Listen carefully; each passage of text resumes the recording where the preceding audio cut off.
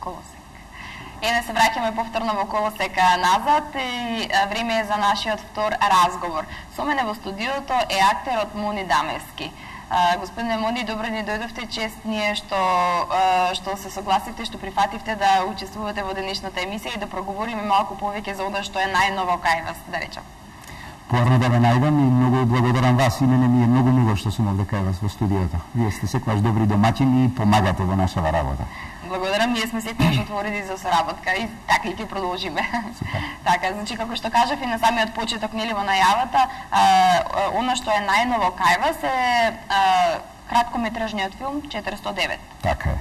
Кој што неодамна ја доживеа нели својата промоција. Јас лично присуствував на промоцијата, прекрасен е филмот и затоа решив и да ве поканам вас овде да прокоментираме малку повеќе. Супер, мене ми е мило што ме поканивте, јас не ве видов на промоцијата, ама ми е драго дека сте го гледале филмчето. Кратките филмови немаат обично многу простор за покажување, особено денови. Јас се сеќам во едно време дека живеевме во еден друг систем, беше бивша Југославија, имаше поинакви навики, во кино се одеше многу во тој период и гледам дека сега се враќаат тие навики, ама тогаш пред секој долгометражен филм се проектира краткометражни играни филмови, имаше каде да ги видите. Сега се прават главно за фестивали или се прават за да се промовираат нивните режисери како луѓе кои можеби може да направат филм, може да конкурираат за следниот или за првиот игран филм. Така и овој филм 409 се вика, изморено талентиран млад режисер Даријан Пеовски, кој што се кадри излезени од нашиот факултет за драмски уметности. Филмот е финансиран, да кажам, од Филмскиот фонд на Република Македонија, значи е работен со наши средства, државни, македонски, и односно наши даночни пари, што е прекрасно, зашто инвестираме во нешто што е развој на филмска уметност која многу може да ја промовира нашата земја и ми е многу мило дека излегуваат така едуцирани кадри со такво чувство за естетика кое што одамна копнеам да го видам во нашиот филм. Значи излегуваме од едни локални рамки и почнуваме да се движиме кон еден западноевропски мирис во филмот и естетика. Инаку продуцент е Горан Ацевски и Кристијан Ристевски од Марни филм и Вертиго. Значи еден проект со сериозни играчи, да не кажам филмски работници во нашава уметност. И мене ми беше многу мило и бев поласкан што ме поканија, зашто јас од неодамна се бавам или повторно му се вратив на актерството. После долги години отсуство во Америка и бавење со продуцирање, со кастинг, некако ние велиме тоа во нашата фела ме зачеше, сакав да се вратам. И прво на штиците се вратив со мојот ортак Љупчо Тодоровски Упа, со кој што играме на представа Нивамо Нитамо, која вие сте ни ја промовирале и многу сме ви благодарни за тоа, зашто тоа ни носи публика, ние сме независни уметници, така да кажам, слободни, не сме на плата никаде, од тоа живееме и ова беше проект кој што произлезе од тоа, зашто едно од работите во нашава фела неопходни се, никој не ве најмува само на тоа дека сте завршили и сте дипломирале, мора да ве видат. Да, така. А и јас и Упа бевме отсутни долго време и представата водеше до некои реклами, рекламите водеа до филмчето. Те сме живи злајсина до Америка и има потаму. Така, интересно е тоа што кога го гледате филмот, мислите дека само 2-3 минути трае, меѓутоа трае 15 минути. Така е. Тој трае околу 15 минути. Тоа е еден стандард 13 до 15 минути некаде. Јас не сум сигурен точната минутажа, но изгледа краток. Апсолутно. Не знам зашто и сега вие кога го спомнавте тоа, навистина е така, не знам што е причината, но е набиен и покрај тоа што е филм во кој што има многу малку говорење, тој е набиен со динамика, со начинот на кадрирање, со така да многу брзо поминува. Така. Така. Покрај тоа што позади нели камерите стои голема екипа, меѓутоа пред камерите стоите само вие и вашата колешка Ирена. Ирена, да. Филмот има само двајца, така е, и мојата сопруга и детенце кои се појавуваат само во еден кадар заспани на почетокот на филмот, но јас и Ирена сме главно ликовите во филмот. Прв пат работам со неја и ми е мило што работев со неја, тај изморен професионалец, се надевам дека нема да ни биде последен. Вие имате трейлерче едно, можеби го има во трейлерот, има и двајцата и ќе биде интересно ако го пуштите. Така, доколку е подготвено, режијата ќе го пушти. Така, во текот на разговорот ќе проследиме. Супер. Така, колку време ви беше потребно? Колку време го снимавте филмот? Имаше ли некоја интересна случка меѓу снимањето? 5 дена трае. филмот и имаше интересна случка која на сите косата на главата ми ја дигна. Не сум сигурен колку е тоа интересно, меѓутоа ние го работевме. Филмот зборува за, да кажем, едно семејство или еден човек кој што живее во живее ексклузивен живот, скап, во скапа куќа, вози скап автомобил и така натаму. Луксузен живот. Да. И за да можеме да го постигнеме тој ефект, моравме навистина да обезбедиме скапи локации за снимање. Една од тие беше и автомобилот кој што го возам. И ако не се лажам, Порше Македонија или кој да е представникот на Ауди ни даде можност еден од нивните автомобили да користиме, тоа се Ауди 6 од најновите, кои изгледаат неверојатно, возат исто така убаво и се исклучително скапи за купување и многу внимателно треба да се ракува со нив. Ние на цела вечер снимавме само автомобилот.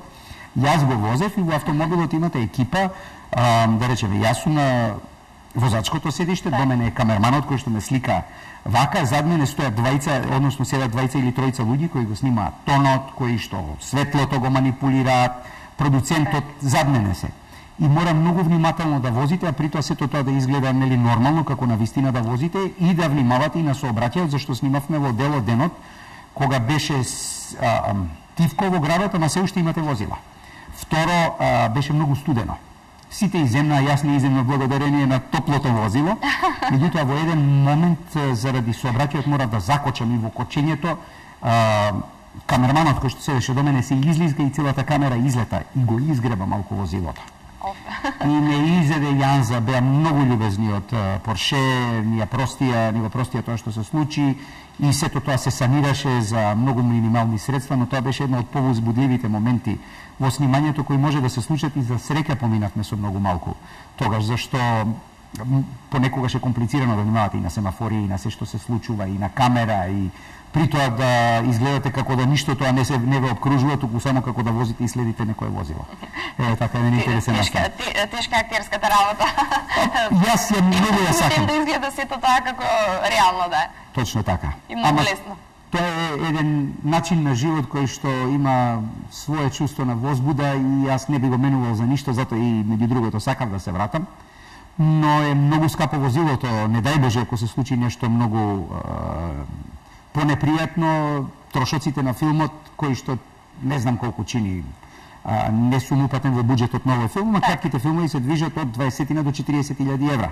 Автомобилот сам е 50 до 60.000 евра, значи се дуплира цената на филмот ако се случи нешто непријатно. Така, пред малку од режијата ни пуштија да погледнеме една фотографија. Една фотографија ве повторно ја гледаме, значи тоа сте вие и вашата колешка Ирена, така? Ова е веќе при крајот на филмот, така? Така е. Ова е во една хотелска соба, каде што се случува таа сцена. Ја снимавме горе на хотел Водно, феноменално беше средена. Значи, она што мене исклучително ме радува, имаме изморедни млади филмски кадри. За оние кои што ќе имаат можност да го видат филмот, ќе се уверат во тоа. Оние што немаат, само ќе кажам, Димо Попов е наш директор на фотографија. Јас имам работено и со него некои негови колеги, Кардалевски Дуле, кој што е феноменален директор на фотографија. Димо е измореден. Димо сега е на магистарски студии во Прага. Нашите филмови, кога тој ги слика, личат како било кој светски, европски, холивудски филм, значи не можете да најдете разлика. Даријан е изворено талентирано момче кој што има такво чувство за естетика, една едукација од светскиот филм, арт деко има моменти во филмот, ќе ги видите, и тоа сето е постигнато во наши услови и во наша околина, со средствата со кои ние располагаме, кои веќе почнуваат да се издигнуваат на многу завидно ниво. Сценографијата беше изморедна во хотел Водно, Средно Водно, ако не се лажам се вика, таму снимавме во една соба, и постпродукцијата на Вертиго е феноменална. Ништо од тоа што ќе видите на филмот не постоеше.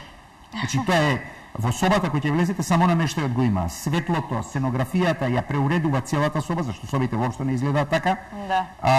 Од долу Скопје кој се гледа, воопшто не се гледа од таму. Значи целото е нацртано, направено на начин кој што овој филм го издига на многу поинакво естетско ниво, и мене тоа многу ме радува, зашто можеме да планираме да снимаме филмови кои личат малку поинако. Да, навистина ми се допаѓа целата таа работа, како е снимен филмот, нели, како е и режија, и сценографија, и нели кадрирање на камерата. Сметате ли дека ќе допре до публиката, дека ќе се бара да се гледа? Не сум сигурен, не заради тоа што не мислам дека филмот не е добар за да допре публиката. Нема пазар за кратки филмови. Кратките филмови, едно време ви реков, тие одеа пред сите долгометражни филмови и мораше да има краток филм. Да. И се бараа филмчиња кои што ќе го држат вниманието, па ќе направите, ќе снимите 10, па има кој да ги види, па ќе... Значи, тоа е убаво чувство, уметникот создава за да го гледаат. Да. Не за да седи некаде во некоја фиока. Кратките филмови денеска се снимаат главно за да видите дали е филмскиот режисер спремен да се фати во костет со долгометражен игран филм. Значи, тоа е еден рискантна работа, преземате ризик да му дадете некому 40.000 евра, за да видите дали може да му дадете 400 после тоа. Така. И практично единствениот пазар за овие кратки играни филмови е филмските фестивали. Даријан многу умно работи, тој сними 2 кратки играни филма, вториот е веќе во постпродукција, зашто тоа е единствениот начин, 2 кои ќе снимите, некој веќе едниот може да е и случаен, вториот кој ќе го направите добар, секој што сака да инвестира, кај нас тоа е филмскиот фонд, односно државата преку филмскиот фонд, кој што проценува дали сте добар каков и спремен да режирате долгометражен филм, кој што е скапа играчка, зашто тој чини од 200, 300, 500 илјади евра нагоре, значи мора да внимавате кому ќе му ги дадете. Даријан покажува дека е спремен и е на прагот да го реализира тоа, но главно за тоа служат Скопскиот филмски фестивал, Синедејс, предпоставувам се единствените места кај што ова ќе може да го видат и предпоставам дека во одреден момент продуцентите кои ќе решат дека е тоа соодветно времето и ќе го дадат на некоја или на повеќе од нашите телевизии кај што ќе може да го гледат гледачите, но многу малку се емитува. Јас не сум гледал краткометражни играни филмови на нашите телевизии. Дали македонската радиотелевизија ги пушта, појма немам. Добро. Господине Моми, што ви остави така посилен впечаток од целото снимање, од целиот филм, од целото случување што беше во тие 5 дена? Младоста на нашата екипа. Неверојатно млади, убави луѓе, посветени на работата што ја работат, навистина се смени една цела гарнитура, за жал. Некои веќе не се меѓу живите, меѓутоа ние имавме една цела гарнитура на творци филмски кои креираа во периодот на бивша Југославија, па ја фатија транзицијата, и сега доаѓа една млада генерација која многу ми се допаѓа со својот ентузијазам, со својот професионализам и со нивото на кое што ја издигаат својата работа, да не се расправа, да е тивко, да работат сите, да се посветени до ниедно време во ноќта, зашто голем дел од филмот е сниман ноќе во раните утрински часови и изворедно и со почит. Може би затоа што ја спаѓам меѓу постарите, ама со неверојатна почит ме се однесуваат кон мене. Се разбира, во екипата има луѓе према кои имате слабост, зашто се развива флуид и афинитет и е многу битно тоа да се создаде, да речеме да имате убава соработка со режисерот или со камерманот или со тонецот. Јас се сеќавам едно време, јас кога растев во бивша Југославија, јас споменувам зашто јас таму пораснав како тинејџер и во своите, да не кажам, помлади актерски години. Актерот не беше секогаш на прво место во снимањето кој ќе дојдевте, па тон, па застани, има во филмот има многу компоненти. Да. Стои цела екипа, па еден ако не погоди, па заради него се враќа друг ако не погоди. Во Америка научив малку друг пристап кај што, да речеме, ми се случувало во југословенските филмови, некој ми каже ај погласно збори. Во Америка никогаш не може да ви се случи тоа. Значи акторот ништо не го вознемирува и не смее да го вознемирува. Сите околу него работат за да ја олеснат работата, за него да му е спокојно. И кај нас почнува да се создава таква атмосфера и тоа многу ми се допаѓа. Има млади кадри со кои задоволство, тие ве сакаат што сте таму. И тоа е страшно чувство кога сте на сетот, да го почувствувате тоа дека не сте пречка, дека нема сукоп, дека немате нервоза, за да можете вие да творите, зашто вие сте единствен кој што е пред камерата и на чие лице не смее да се види што се случува околу вас, туку да се види нешто сосема друго. Тоа е магијата на филмот. Тоа најмногу ми остави впечаток. Така, одлично. Добро е да се слушнат вакви коментари, нели, дека напредуваме во филмската продукција. Апсолутно, апсолутно. И мене ми е, јас само чекам кога ќе пукне. Ние направивме, имаме еден филм без било каква намера да ги омаловажувам сите филмски творци кои излегува после Пред дождот, ама ние имаме еден Пред дождот кој што постигна неверојатна меѓународна слава, ефекти, награди и така натаму.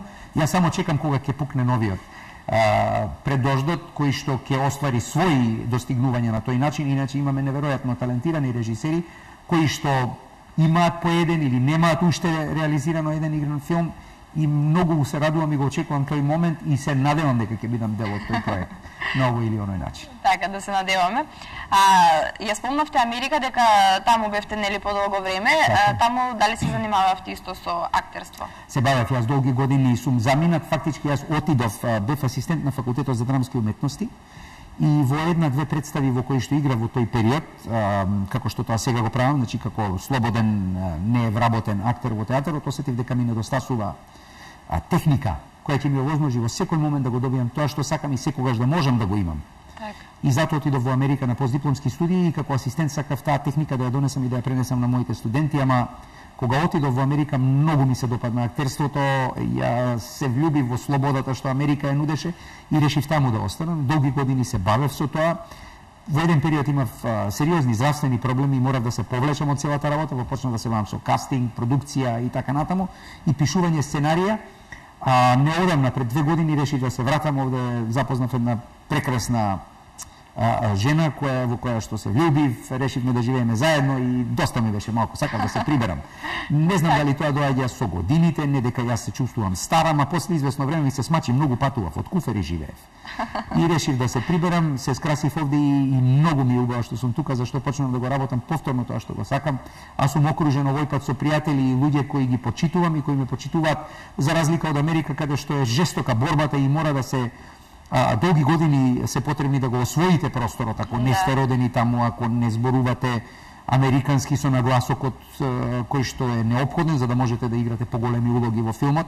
Јас успеав да го совладам таа компонента, ама е многу полесно кога сте тамошен, се гледа на лицето, некогаш дека не сте. И дури и успехот е полесен некогаш однадвор, зашто Бандерас влезе во Америка преку филмовите на Алмодовар, нели, кога сте познат во својата околина, полесно се влегува таму, но ми е убаво овде. Овде сум, да речеме, денеска не сакам да работам или сум изморен, ќе излезам, ќе пијам кафе со моите пријатели во Македонскиот народен театар или ќе се слушнам со некој од другите од филмската работа, ќе се видам, ќе поразговарам, тоа не се случува секогаш лесно таму.